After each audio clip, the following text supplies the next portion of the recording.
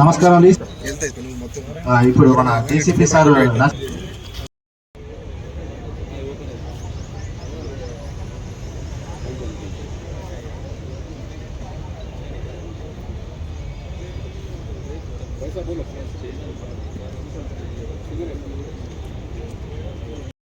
చెప్పండి సార్, చెప్పండి. Police commissioner office ఉంటుంది చూడండి.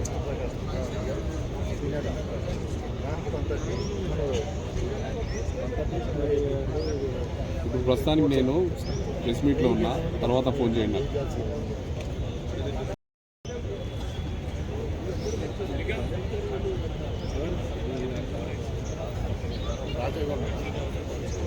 అయిపోయింది. రాజగొండ లేదు దూరం లేదు సార్. రాజగొండ ఇప్పుడు దాకా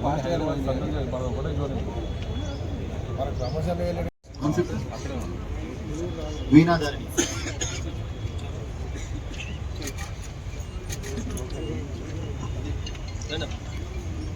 సంచిత రాయ్,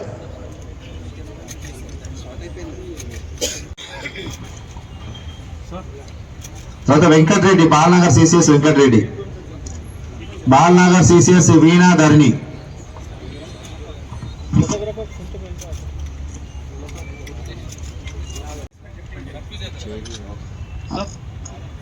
రాజశేఖర్ బల్లా, రాజశేఖర్ బల్లనా.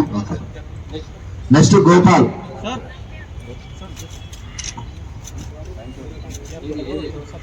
గోపాల్ మాదాపూర్ సిసిఎస్,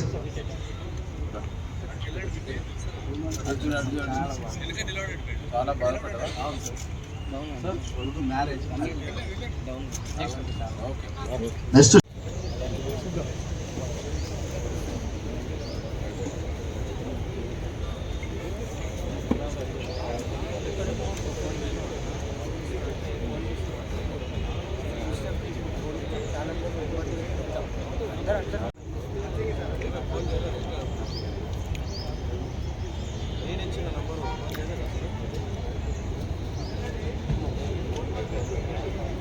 ఫేస్లలో మొదటి ఫేజ్ లో మేము 366 సెల్ ఫోన్లు ఇవ్వడం జరిగింది. రెండో ఫేజ్ లో 574, మూడో ఫేజ్ లో 800, నాలుగో ఫేజ్ లో 1100, ఇది ఫిఫ్త్ ఫేజ్ లో 1190 సెల్ ఫోన్లను ఇవ్వడం జరిగింది. టోటల్ గా ఇప్పటి వరకు 4030 సెల్ ఫోన్స్. ఈ పూర్తి ఈ సిఏఆర్ పోర్టల్ ఎంటైర్ తెలంగాణలో మన సైబరాబాద్ కమిషనర్ నుంచి పూర్తి బాధ్యతలు, మమ్మల్ని పూర్తిగా ప్రోత్సహించి ప్రతి జోన్ సిసిఎస్ని, ప్రతి police station law and order పిఎస్ని, ఇటు మా ఐటీ సెల్ సిఐఆర్ నోడల్ ఆఫీసర్స్ని అందరినీ ప్రోత్సహిస్తూ ముందుకు తీసుకుపోతున్న మన నరసింహ ఐపీఎస్ సార్కి మనం మరొక్కసారి శుభాకాంక్షలు, ధన్యవాదాలు తెలియజేస్తున్నాం సార్. సార్ ఇప్పుడు ప్రస్తుతం మొత్తం ఇక్కడ 1190 సెల్ ఫోన్లు ఉన్నాయి సార్. జోన్ నుంచి అందరికీ సార్ చేతుల మీద ఇవ్వడం కుదరదు కాబట్టి జోన్ నుంచి ఒక ఇద్దరుగా సార్ సెల్ ఫోన్స్ ని ఎవరైతే బాధితులు ఉన్నారో పోగొట్టుకున్నటువంటి బాధితులకి గౌరవ డీజీపీ గారు అండ్ గౌరవ సిపి గారి ఆదేశాల మేరకు ఇది ప్రత్యేకంగా పోలీసులు తీసుకున్నటువంటి యాక్షన్ ప్లాన్లో దాదాపు నెలన్నర టైంలో ఇవన్నీ వేరియస్ ప్రాంతంలో భారతదేశంలో ఉన్నటువంటి వివిధ రాష్ట్రాల నుంచి మీరు పోగొట్టుకున్నటువంటి ఫోన్లు మీకు తెలియదు ఎక్కడికి వెళ్ళిపోయినాయో. అవి కొన్ని యూపీ, కొన్ని బీహార్, కొన్ని బెంగాల్, కొన్ని ఒరిస్సా, వివిధ రాష్ట్రాలకు వెళ్ళిపోయినాయి, నేరస్తుల చేతిలో పడ్డాయి. అక్కడి నుంచి మన సిసిఎస్ విభాగము సైబరాబాద్ కమిషనరేట్ పరిధిలో 5 జోన్స్లో ఉన్నటువంటి 5 సిసిఎస్ పోలీస్ స్టేషన్లు, ఒక్కొక్క పోలీస్ స్టేషన్లో ఒక్కొక్క ఏఎస్ఐ గారు మరి ఆయనకు అసిస్టింగ్ చేయడానికి సిబ్బందిని పెట్టుకొని, ఎందుకంటే ప్రజలకి మీకు అందరికీ తెలుసు తెలంగాణ రాష్ట్ర పోలీస్ విభాగం దేశ స్థాయిలోనే నెంబర్ 1 విభాగంగా రీసెంట్లీ గుర్తించబడింది. మీ అందరూ న్యూస్ పేపర్లలో పోలీస్ సేవలో మన భారతదేశంలోనే అత్యుత్తమ స్థానంలో మొదటి స్థానంలో నిలిచింది. లా అండ్ ఆర్డర్ పరిరక్షణలో అయినా, ప్రజల ఆస్తుల రక్షణలోనైనా, ఇవన్నీ మీ ఆస్తులే కదా. మీ ఆస్తులను మీరు వేరియస్ ప్లేస్లలో పోగొట్టుకోవచ్చు, మర్చిపోయిపోవచ్చు, దొంగతనం కావచ్చు, లేదా ఇంట్లో థెఫ్ట్ కావచ్చు.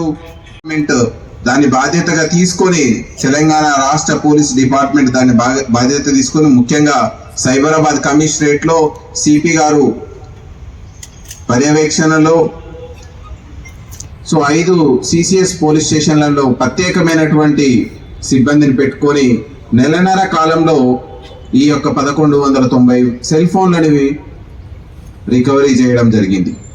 ఒక సెల్ ఫోన్ రికవరీ చేయాలంటే చాలా కష్టం. ఎందుకంటే ఆ సెల్ ఫోన్ ఎవరి చేతిలో పడ్డదో మీకు తెలియదు, ఎవరి చేతులు మారుతుందో మీకు తెలియదు.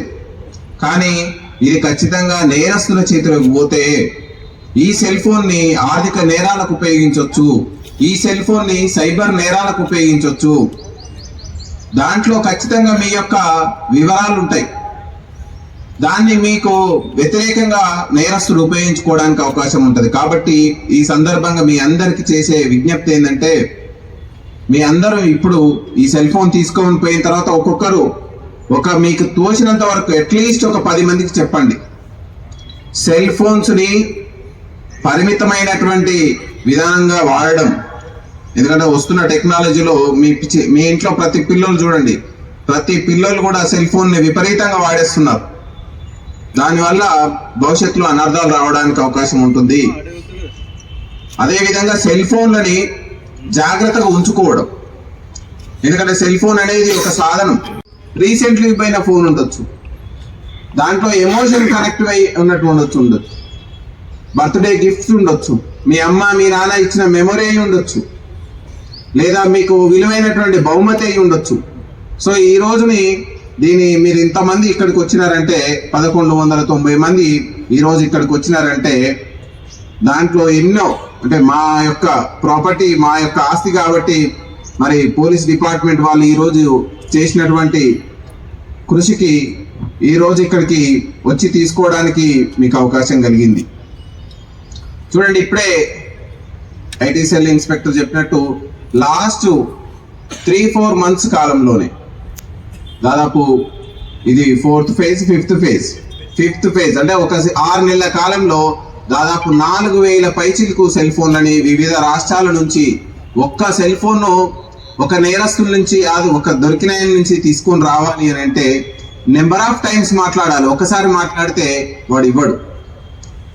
సో రోజు వాళ్ళకి టార్గెట్ ఇచ్చి వాళ్ళని మానిటర్ చేస్తూ ఈరోజు ఈ యొక్క కార్యక్రమాన్ని ముందుకు తీసుకొని పోవడం జరిగింది.